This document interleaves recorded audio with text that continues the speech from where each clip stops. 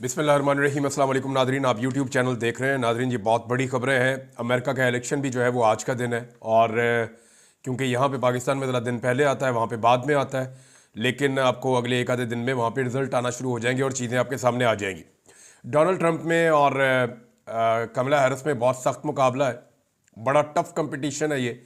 और Donald Trump आगे चल रहे थे बड़े लंबे अरसे तक, अगस्त में वो बहुत आगे रहे, सितंबर में जो हैरिस हैं वो निकली थोड़ा सा आगे आई, लेकिन अक्टूबर के आखिर तक डोनाल्ड ट्रंप ने दोबारा बहुत सारा जो फासला है वो कवर कर लिया था। लेकिन अभी भी जो स्विंग स्टेट्स हैं वो बहुत इंपॉर्टेंट हैं, यानी वहाँ पे क्लियर है कि ये वाले जो इनकी स्टेट्स हैं यहाँ से डोनाल्ड ट्रंप जीतेगा, और ये कुछ स्टेट्स हैं जहाँ से जो है वो जो बाइडन की पार्टी या कमला हैरिस की पार्टी जीतेगी। अब डेमोक्रेट्स की और रिपब्लिकन्स की अपनी अपनी स्टेट्स हैं, लेकिन इस इंतखाबी नतीजे का जो पूरा मंजरनामा आपके सामने आएगा और जो फैसला आपके सामने मौजूद होगा वो कुछ स्विंग स्टेट्स हैं। वहाँ पता चलेगा कि जो वहाँ से बेहतर कारकर्दगी दिखाएगा वो अमेरिकी सदर बन जाएगा। अभी चीज़ें जो है इसके लिए कहना कुछ कबल अज़ वक्त है, ज़रा थोड़ी सी वोटिंग शोटिंग हो जाए तो अगले वीलॉग में आपको मैं चीज़ें बताऊँगा। डोनाल्ड ट्रंप थोड़ा सा आगे चल रहे थे जितने भी सर्वेज आ रहे थे, लेकिन कुछ सर्वेज ऐसे हैं जिनमें कमला हैरिस को आगे दिखाया जा रहा है। इसकी एक वजह है, देखिए, अगर आप अमेरिका को दो हिस्सों में डिवाइड करें ना, तो एक अमेरिका वो है जो रवायती अमेरिका है, इसमें अमेरिका का रकबा भी ज़्यादा है, आबादी बहुत बड़ी है, लेकिन ये अमेरिका के वो इलाके हैं जो थोड़े से इस तरह के एरियाज हैं जो उतने कमर्शियल नहीं हैं या उतने जदीद नहीं हैं। यहाँ पे डोनाल्ड ट्रंप या रिपब्लिकन्स बड़े तगड़े हैं। लेकिन जब आप आ जाते हैं बड़े शहरों में, जैसा कि न्यूयॉर्क है, जैसा कि वाशिंगटन है, इस तरह बहुत सारे बड़े शहर हैं अमेरिका में, तो यहाँ पे आपको पता है कि बड़ा ज़बरदस्त किस्म का यहाँ पे सरमायादाराना निज़ाम है। सारी एडवर्टीजमेंट यहाँ से जनरेट होती है, पैसा जो है वो यहाँ पे ज़्यादा सर्कुलेट होता है, तो यहाँ पे डेमोक्रेट्स तगड़े हैं। अब जहाँ पे पैसा है वहाँ पे डेमोक्रेट्स तगड़े हैं, तो इसका मतलब फिर ये है कि मीडिया को तो पैसा चाहिए होता है, और मीडिया का पूरा बिजनेस जो है वो एडवर्टीजमेंट के ऊपर चलता है। तो क्योंकि सारा कमर्शियल एरियाज जो है वो डेमोक्रेट्स के हैं, तो इसलिए मीडिया हमेशा डेमोक्रेट्स को आपको नजर आएगा ज़्यादा सपोर्ट करता रहेगा और रिपब्लिकन्स को कम सपोर्ट करता रहेगा। उसके पीछे जो बेसिक रीज़न है वो कमर्शियल अपने अपने इंटरेस्ट हैं, उसके मफादात हैं इनके। तो वहाँ पे जो डोनाल्ड ट्रंप है वो उनके वो कमर्शियल एरियाज़ नहीं है जहाँ पे वो ज़्यादा मकबूल है। लेकिन ओवरऑल जितनी भी अब तक सर्वेज आए हैं उनमें डोनाल्ड ट्रंप बहुत टफ कैंडिडेट है, और बहुत मुमकिन है कि वो अगले 24-48 घंटों के अंदर क्लियर हो जाए कि डोनाल्ड ट्रंप जो है वो अमरीकी अगले सदर बन रहे हैं। हो सकता है ये हो जाए, हो सकता है ये ना भी हो। लेकिन पाकिस्तान में एक बहुत बड़ी खबर है, और ये इतनी बड़ी खबर है, यानी इन्होंने 9 मिनट के अंदर 6 बिल पास करवा लिए। आर्मी चीफ समेत जितने भी सर्विसेज चीफ हैं उन सब की मुद्दत मुलाजमत 3 के बजाय 5 साल होगी। मिसाल के तौर पे इस वक्त जो आर्मी चीफ है उन्होंने 2025 में रिटायर होना था, तो अब वो 2027 में रिटायर होंगे अगर ये कानून जो है उसको चैलेंज ना किया गया या अदालत ने इसके रास्ते में बंद ना बांधा, तो फिर वो 2027 में रिटायर होंगे। तो ये जितने भी अब कानून पास किए जा रहे हैं, अगर ये मामला जाएंगे सुप्रीम कोर्ट के फुल कोर्ट में तो नतीजा कुछ और आएगा, सुप्रीम कोर्ट में जाएंगे नतीजा कुछ और आएगा, लेकिन अगर आईनी बेंच में जाएंगे तो नतीजा कुछ और आ सकता है। ये मैं आपको इसलिए कह रहा हूं कि देखें, बहुत बड़ी खबर है जो मैं अब आपको देने वाला हूं। ये खबर हसनात मलिक साहब लेकर आए थे, मुतीउल्लाह जान साहब के प्रोग्राम में उन्होंने इसको ब्रेक किया था। इसके कुछ पहलू हैं जो मैं आपके साथ शेयर करूंगा। मैं आपको काफी दिनों से कह रहा हूं कि जस्टिस याया अफरीदी साहब के बारे में किसी नतीजे पर पहुंचने से पहले इस बात का इंतजार कीजिए कि वो बड़े मामलात जिसके साथ पूरे पाकिस्तानी जुड़े हुए हैं उन मामलात पे क्या ओपिनियन लेते हैं जस्टिस याया अफरीदी। ये है जी सबसे इंपॉर्टेंट जो मैं आपको बार बार कह रहा था। एडमिनिस्ट्रेटिव डिसीजंस के जनाब, इनकी ये बात मान लो, उनकी ये मान लो, इनको कमेटी में डाल दो, उनको निकाल दो, उनको उसमें ना बुलाओ, इजलास में इनको, ये एडमिनिस्ट्रेटिव चीज़ें थी। खदीजा शाह को बुला लिया कैदियों के हवाले से, एक बंदा नून लीग का शामिल कर दिया आहद चीमा, एक बंदा पीटीआई का शामिल कर दिया खदीजा शाह। ये कुछ ऐसी चीज़ें थी कि आप एडमिनिस्ट्रेटिव डिसीजन हैं, आप इंतजामी किस्म के मामलात हैं, इन पे आप फैसला नहीं कर सकते कि इस वक्त जो नए चीफ जस्टिस आए हैं इंसाफ की फराहमी में वो जस्टिस काजी फायद ईसा जैसे हैं, जस्टिस उमर ता बंदयाल जैसे हैं, या वो एक बेहतर चीफ जस्टिस हैं। ये तो आपको पता चलेगा जब वो उनके फैसले सामने आएंगे। अभी एक बहुत बड़ी चीज सामने आई जो मैं आपके साथ शेयर करने वाला हूं। मुतीउल्लाह जान साहब के प्रोग्राम में हसनात मलिक साहब ने बताया कि जुमेरात के दिन होता है प्रैक्टिस एंड प्रोसीजर कमेटी का मीटिंग। अब ये जो मीटिंग होती है प्रैक्टिस एंड प्रोसीजर कमेटी की, ये प्रैक्टिस एंड प्रोसीजर एक्ट के मुताबिक होती है। ये वो एक्ट है जो हुकूमत ने बनाकर रखा हुआ है। ना सिर्फ हुकूमत ने बनाया हुआ है बल्कि इस एक्ट में एक सदारती ऑर्डिनेंस के जरिए तरमीम भी कर दी थी। आप उस तरमीम को भी शामिल करते हैं। इसी एक्ट के तहत जुमेरात वाले दिन एक मीटिंग हुई थी जिसमें बाइकआउट कर दिया था मंसूर अली शाह साहब ने। जब काजी फायद ईसा चीफ जस्टिस थे तो चीफ जस्टिस ने क्या किया था कि 2 ही जज बैठ गए और बैठ के उन्होंने बेंच बना के और काम कर दिया, इख्तियार को इस्तेमाल कर दिया। इस एक्ट के अंदर यह लिखा हुआ है कि अगर चीफ जस्टिस भी कमेटी के इजलास में शिरकत ना करे तो दूसरे 2 जजेस कमेटी के इजलास में बैठ के फैसला कर सकते हैं। अब हुआ यह कि जुमेरात को 31 तारीख थी, 31 अक्टूबर, तो दोनों जो मुअज़्ज़िज़ जज साहिबान हैं जिनको कमेटी में खुद शामिल किया है और खुद बताया जस्टिस याह्या अफरीदी साहब ने, उन दोनों जज साहिबान ने राब्ता किया जस्टिस याह्या अफरीदी साहब से और उन्हें कहा जी कि कमेटी का इजलास है, आ जाए। तो जस्टिस याह्या अफरीदी साहब जो चीफ जस्टिस ऑफ पाकिस्तान है वो उस कमेटी के इजलास में शरीक नहीं हुए, लेकिन वो इजलास फिर भी हुआ, वो मीटिंग हुई। उस मीटिंग के अंदर जो है वो जस्टिस मंसूर अली शाह और जस्टिस मुनीब अख्तर बैठे और उन दोनों जजेस ने उस कमेटी के मिनट्स जारी करने का भी हुक्म दिया।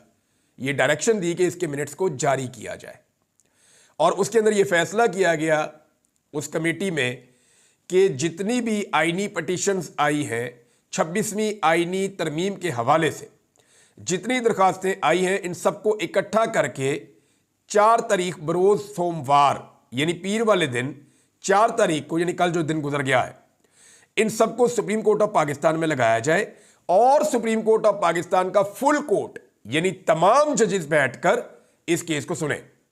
तो ये प्रैक्टिस एंड प्रोसीजर कमेटी ने यह फैसला कर दिया और डायरेक्शन जारी कर दी इस फैसले को जारी भी कर दिया जाए और कॉज लिस्ट के अंदर बाकायदा डाल दिया जाए कि ये केस फुल कोर्ट सुनेगा और 4 तारीख को सुनेगा। ये हो गया जनाब फैसला। अब होना तो ये चाहिए था उसूल के मुताबिक, कानून और ज़ाब्ते के मुताबिक, कि कॉज लिस्ट भी जारी होती, इसके मिनट्स भी जारी किए जाते और ये फैसला इसके ऊपर अमल दरामद होता। लेकिन हुआ ये कि सबसे पहले तो जस्टिस याह्या अफरीदी साहब उसके अंदर बैठे नहीं, कमेटी में जो प्रैक्टिस एंड प्रोसीजर कमेटी है उसमें वो नहीं बैठे। नंबर 2 काम ये हुआ कि इसके मिनट्स भी जारी नहीं किए गए अदालती अमले की जानिब से। नंबर 3 काम ये हुआ कि जो बेंच बनाने का हुक्म दिया गया था उस कमेटी की जानिब से वो बेंच भी नहीं बनाया गया। और जो चौथा काम हुआ वो ज़्यादा खतरनाक है, वो ये हुआ कि इससे पहले कि ये कमेटी बैठती या इससे पहले कि एक फुल कोर्ट बैठकर 26वीं आईनी तरमीम के ऊपर केस को सुनता और ये फैसला करता कि आया ये तरमीम ठीक हुई है या गलत हुई है। अगर ये तरमीम गलत हुई है तो कलअदम होकर ख़त्म हो जाती, अगर ये तरमीम ठीक हुई है तो फिर ये तरमीम अपनी जगह पे मौजूद रहती। अब इससे पहले फौरी तौर पे जस्टिस याह्या अफरीदी साहब ने जुडिशल कमीशन का इजलास बुला लिया। देखें, जुडिशल कमीशन का इजलास जब बुला लिया जाएगा तो फिर क्या बनेगा? आईनी बेंच। हुकूमत अपनी मर्जी का आईनी बेंच बना देगी। जब हुकूमत अपनी मर्जी का आईनी बेंच बना देगी तो हुकूमत की कोशिश होगी कि उसके बाद जितने कानून बनाए जाए, चाहे वो सही है या गलत है, आईनी तरमीम का मामला हो सही है या गलत है, तमाम चीज़ें उस बेंच के पास भेजी जाए, क्योंकि वो बेंच हुकूमत ने अपनी मर्जी का बनाया हुआ है। लिहाजा वो तमाम चीज़ें हुकूमत की मर्जी के बेंच में चैलेंज होंगी। मिसाल के तौर पर ये जो आर्मी चीफ की तौसीह वाला मामला है या बाकी सर्विसेज चीफ जो है उनकी तौसीह वाला मामला है, इसको कोई जाके चैलेंज करना चाहता है, इस वक्त तक चैलेंज करेगा तो ये जाके सुप्रीम कोर्ट ऑफ पाकिस्तान में चैलेंज हो सकता है। अगर आईनी तरमीम को चैलेंज करेगा फिर तो सारा कुछ ही खत्म हो जाएगा। लेकिन अगर इसको चैलेंज करता है तो अभी तो सुप्रीम कोर्ट में होगा, लेकिन बाद में ये आईनी बेंच के पास जाएगा। तो इसलिए मुझे ऐसा लगा कि बजाय इसके, ये इससे आप अखज़ कर सकते हैं, सारे कोर्ट रिपोर्टर्स भी यही कह रहे हैं कि एक्चुअली याह्या अफरीदी साहब ने यह किया कि वो ये चाह रहे हैं कि इससे पहले कि 26वीं आईनी तरमीम का तनाज़ा सुप्रीम कोर्ट ऑफ पाकिस्तान में सुना जाए, उससे पहले आईनी बेंच बना दिया जाए ताकि सारा मामला उधर चला जाए। और ये जो आईनी तरमीम की गई है, अब पहले आप ये देख लें कि इसके बाद हुआ क्या। एक तो जो जज साहिबान है उन्होंने अफसोस का इजहार किया, फिर दोनों मुअज़्ज़िज़ जज साहिबान जो प्रैक्टिस एंड प्रोसीजर कमेटी का हिस्सा हैं, उन दोनों जज साहिबान ने एक खत लिखा जस्टिस याह्या अफरीदी साहब को, और ख़त के अंदर दोनों जज साहिबान ने यह कहा कि जी उन्हें बहुत अफसोस हुआ इस बात के ऊपर और उनके तहफ़्फ़ुज़ात भी हैं इस बात के ऊपर, और साथ ही साथ उन्होंने ये मुतालबा भी किया और इस उम्मीद का इजहार भी किया कि जो बेंच बनाने के लिए हमने कहा है वो बेंच इसी हफ्ते में बन जाएगा और इसी हफ्ते में 26वीं आईनी तरमीम के खिलाफ जितने केसेस हैं वो सारे फुल कोर्ट के अंदर सुले जाएंगे। ये उन्होंने मुतालबा भी कर दिया कि इसी हफ्ते ये किया जाए। और साथ ही साथ उन्होंने ये शिकवा भी किया कि जनाब ना तो कॉज लिस्ट जारी की गई, साथ ही उन्होंने ये शिकवा किया कि ना ही मिनट्स जारी किए गए प्रैक्टिस एंड प्रोसीजर कमेटी के। तो ये जनाब एक पूरा खेल हुआ सुप्रीम कोर्ट ऑफ पाकिस्तान में, जो बड़ा अनफॉर्चुनेट है। अब जब कादी फायद ईसा साहब को या निज़ाम को ज़रूरत होती है तो दो जजेस मिलके प्रैक्टिस एंड प्रोसीजर कमेटी की मीटिंग बुला के बेंच बना के और कार्रवाई कर लेते हैं। लेकिन जब निज़ाम की ज़रूरत नहीं होती और जस्टिस याह्या अफरीदी साहब जो हैं वो सिस्टम के साथ ऐसा लगता है खड़े हो गए हैं, तो दो जजेस बैठते हैं, सेम एक्टिविटी होती है लेकिन कानूनी तौर पे उसके ऊपर अमल दरामद नहीं होता। ये निज़ाम इस लेवल तक कभी नंगा नहीं हुआ था जिस लेवल तक अब नंगा हो गया है। और यहां से आगे वकला को ये बात समझ आ जानी चाहिए कि खेल हो क्या रहा है। अदलिया और उसकी आज़ादी पूरी तरह से खतरे में है। हुकूमत अपनी मर्जी के जजेस लाना चाहती है, यानी 12 जजेस कर दिए हैं इस्लामाबाद हाई कोर्ट के। ये जो नई कानून साजी की गई है इसमें, इसको चैलेंज कैसे किया जाएगा? ये फिर आईनी अदालत में चला जाएगा। इसी तरह सुप्रीम कोर्ट ऑफ पाकिस्तान में 34 जजेस कर दिए गए हैं। और एक और तब्दीली भी की गई है कि जो प्रैक्टिस एंड प्रोसीजर कमेटी है इसमें एक चीफ जस्टिस होगा, एक सीनियर तरीन जज होगा और एक इसके अंदर डाला जाएगा जो आईनी अदालत का सीनियर जज होगा, वो इसमें डाला जाएगा, ताकि ये जो 3 जजेस होंगे इसमें फिर मुनीब अख्तर साहब को बाहर कर दिया गया। यानी ये निज़ाम जो है मुनीब अख्तर साहब को हर हाल में हर चीज़ में बाहर रखने की कोशिश कर रहा है। और मजे की बात देखें, जस्टिस मुनीब अख्तर साहब एक ऐसे जज हैं कि इनके बारे में आज तक कोई नेगेटिव चीज़ पूरा निज़ाम मिलकर नहीं ढूंढ सका, ना उन्हें ब्लैकमेल कर सका, ना उन्हें खौफजदा कर सका। और उनकी जो काबिलियत है बतौर जज, वो सुप्रीम कोर्ट ऑफ पाकिस्तान में जो लोग जाते हैं और जाकर जो केसेस सुनते हैं वो लोग अपने मुंह से बताते हैं कि जनाब अगर काबिलियत के अंदर कोई जजेस हैं तो उनमें अगर टॉप के ऊपर आप 3 जजेस निकालें तो उनमें एक जस्टिस मुनीब अख्तर साहब भी ऐसे जज हैं जो बहुत टॉप के जज हैं। अब है नाज़रीन इस बात की तरफ कि ये जो 6 तरमीमें पास कर ली हैं कानून के अंदर हुकूमत ने, ये 9 मिनट के अंदर टोटल कार्रवाई डाली है।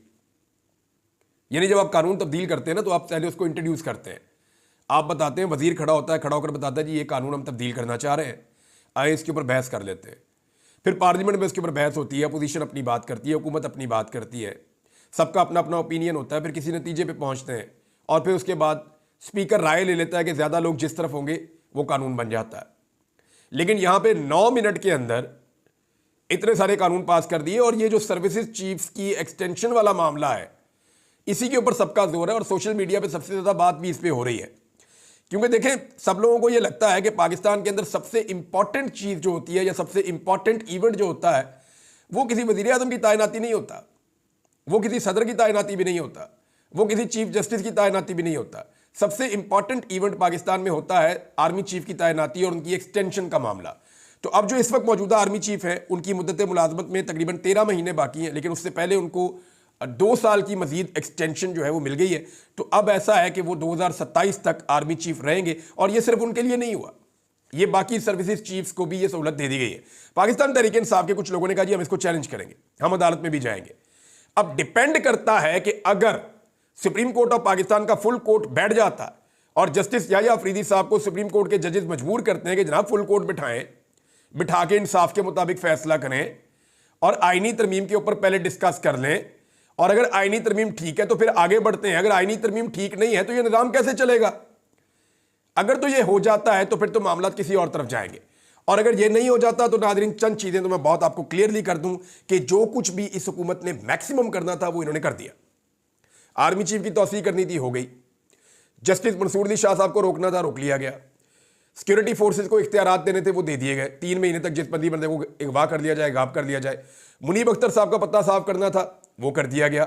जस्टिस मंसूर अली शाह साहब को रस्ते से हटाना था, वो हटा लिया गया। इमरान खान साहब को जेल के अंदर रखना था, तब से अब तक रखा हुआ है।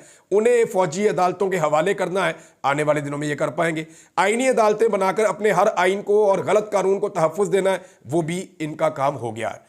अगर ये सारी चीज़ें हो गई हैं तो फिर इस निज़ाम के अंदर रहते हुए किसी किस्म की भी जद्दोजहद या उम्मीद रखना ये फिर फजूल हो जाएगा मेरी दानिश में। यानी इस निज़ाम के अंदर रहते हुए आप जद्दोजहद पता कब करते हैं? आप तब करते हैं जब कम से कम एक चीज़ आपके पास होती है। वैसे तो मुआशरों में लोगों के पास बहुत सारी चीज़ें होती हैं ना, मुआशरे इखलाकियात की बुनियाद पे भी खड़े होते हैं, मुआशरों के अंदर बहुत सारी चीज़ें होती हैं, रूल ऑफ लॉ होता है, आज़ादी इज़हार राय होती है। पाकिस्तान में कुछ भी नहीं है। पाकिस्तान में जो कम से कम हो सकता है ना, जो कम से कम हो सकता है कि आप निज़ाम में रह के लड़ने की कोशिश कर रहे हैं या निज़ाम में रहकर बेहतरी की कोशिश कर रहे हैं, तो कम से कम जो सहूलत आपको मैसर होनी चाहिए वो होनी चाहिए अदलिया की आज़ादी और वहाँ से इंसाफ का हुसूल। जब तक आपको अदालत इंसाफ देती रहती है, आप निज़ाम के अंदर रह के निज़ाम के साथ चिमटे रहते हैं, उसी निज़ाम में आप टकरे मारते रहते हैं कि इंसाफ मिलेगा, ये दरवाज़ा खुलेगा, मैं कोशिश करूंगा। लेकिन जब लोगों को यकीन हो जाता है ना कि अब अदलिया से किसी किस्म की इंसाफ की उम्मीद नहीं है, तो फिर लोग मुतबादल तरीके ढूंढते हैं, लोग एहतजाज करते हैं, जैसे बांग्लादेश में हुआ, जैसे श्रीलंका में हुआ, जैसे और बहुत सारे मुल्कों में माजी में होता रहा है, बहुत सारे मुल्कों में माजी में हुआ। और जिन मुल्कों में हुआ, अजीब बात यह है कि वो सारे मुल्क जब उस सिचुएशन से निकले तो बहुत तेजी से उन्होंने ऊपर की जानिब सफर किया, उन्होंने बड़ी तेजी से सफर किया और तरक्की की। तो पाकिस्तानियों के लिए यह बड़ा इंपॉर्टेंट टाइम है। पाकिस्तानियों को यह देखना पड़ेगा कि क्या उनके पास उम्मीद बाकी है कि इस सिस्टम के अंदर उन्हें इंसाफ मिलेगा। अगर यह सारा प्रोजेक्ट मुकम्मल हो जाता है और अदलिया के अंदर से किसी किस्म का इंसाफ नहीं मिलता, तो फिर पाकिस्तानियों को मुतबादल रास्ते की तरफ जाना पड़ेगा। उन्हें वो रास्ता चुनना पड़ेगा जिसके बारे में सलमान अकरम राजा साहब या इमरान खान साहब बार बार कह रहे हैं। मुराद सईद भी उसके बारे में ट्वीट्स करते रहते हैं। जो पाकिस्तान तहरीक इंसाफ के बाहर रहनुमा मौजूद है वो भी ये बात करते हैं, जो मुल्क के अंदर है वो भी ये बात करते हैं कि फाइनली आपको सड़कों पर आना पड़ेगा पाकिस्तानियों को, और पाकिस्तानियों को सड़कों पर आकर इस जालिमाना निज़ाम को शिकस्त देनी पड़ेगी। फिर ये रास्ता बाकी बच जाता है, इसके अलावा फिर कोई और रास्ता रहता नहीं है। अब अमेरिकी इलेक्शन में वैसे मैं जाते जाते आपको बताऊं, पाकिस्तानियों को कभी इतनी दिलचस्पी नहीं थी जितनी दिलचस्पी अब है पाकिस्तानियों को। देखिए, उसकी एक वजह यह है कि डोनाल्ड ट्रंप को लेकर पाकिस्तानियों को यह लगता है कि शायद डोनाल्ड ट्रंप पाकिस्तान में इंसानी हुकूक के खिलाफ बात करेगा या खड़ा होगा। तो मैं एक बात आपको कहना चाहता हूं कि डोनाल्ड ट्रंप जीते या डेमोक्रेट्स जीते, फर्क कोई नहीं पड़ता। जो कौम या जो लोग अपने हक के लिए खुद नहीं खड़े हो सकते ना, उनके लिए कोई बाहर वाला खड़ा नहीं होता। और अगर खड़ा होता भी है ना, तो उसके खड़े होने की कोई औकात नहीं होती। जितना मर्जी आप जोर लगा लें, जितनी मर्जी आप कोशिश कर लें, बाहर वाले जो मर्जी करते रहे, वो पाकिस्तानियों की किस्मत नहीं बदल सकते। आपकी किस्मत तभी बदलेगी जब आप ये फैसला करेंगे कि आपने अपनी किस्मत बदलनी है और आपने अपने फैसले खुद करने हैं। हर चीज़ की एक कीमत होती है, अगर आप वो चुकाने के लिए तैयार हैं तो फिर आपको किसी डोनाल्ड ट्रंप की तरफ नहीं देखना पड़ेगा। अब तक के लिए इतना ही। अपना ख्याल रखिएगा, अपने इस चैनल का भी। अल्लाह हाफ़िज़।